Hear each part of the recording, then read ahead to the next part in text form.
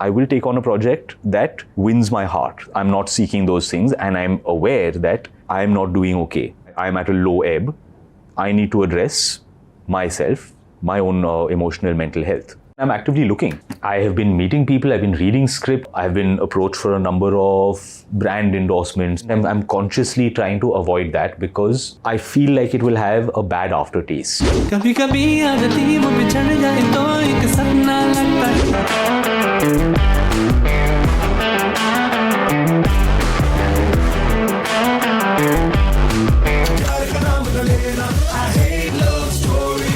मुझसे बोला तू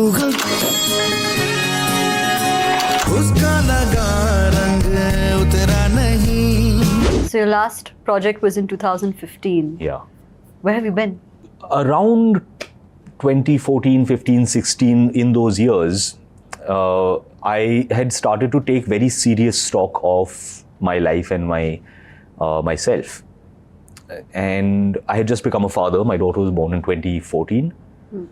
And around that time, I was looking around and taking stock.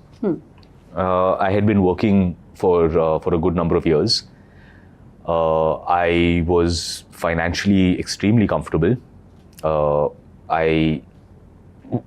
I was feeling incomplete. I was feeling damaged. I was feeling like I was not okay.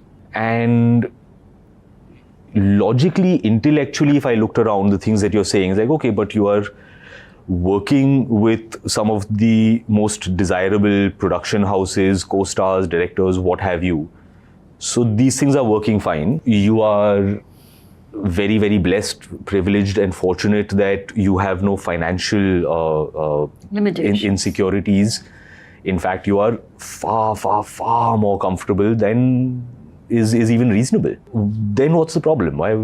What is this feeling? What is lacking? And say, okay, unless my heart is in the film, I don't want to do it right now, because what are the reasons to take on a film? For the paycheck?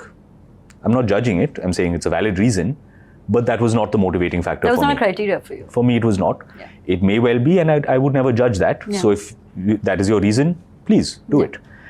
I said, look, I'm financially very comfortable. I don't need the paycheck. So that's not a valid reason for me. I won't do it for that reason. The second reason is because it's a good career move. You know, it's a good project. You'll be seen in a good place. And this is a good career building block. Once again, I was like, that's not a valid reason for me. It may be a valid reason at some point. It may be a valid reason for another. Today, for me, that's not a reason. And so that goes off the table.